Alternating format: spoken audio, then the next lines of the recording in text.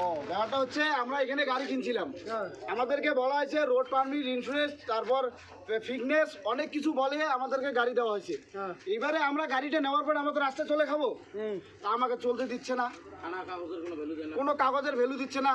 আমরা যেই কাগজে দেখাচ্ছি কোনো আরটিএ সই নাই, কিছু নাই, এটা আনভ্যালিড বলতেছে সবাই। প্যাসেঞ্জার রাস্তায় কোনো রকমভাবে উঠতে পারছি না আমরা। এত টাকা দিয়ে গাড়ি কেনার পরে যদি প্যাসেঞ্জার তুলতে না পারে তাহলে কিরকম করে আমাদের সংসার চলবে? এবারে এই গাড়িটার কোম্পানির দাম হচ্ছে 3,70,000 টাকা। গভর্নমেন্ট আমাদেরকে 70,000 টাকা সাবসিডি দেয়, সেই ক্ষেত্রে আমাদের গাড়ির দাম পড়ে শুধুমাত্র 3 লাখ।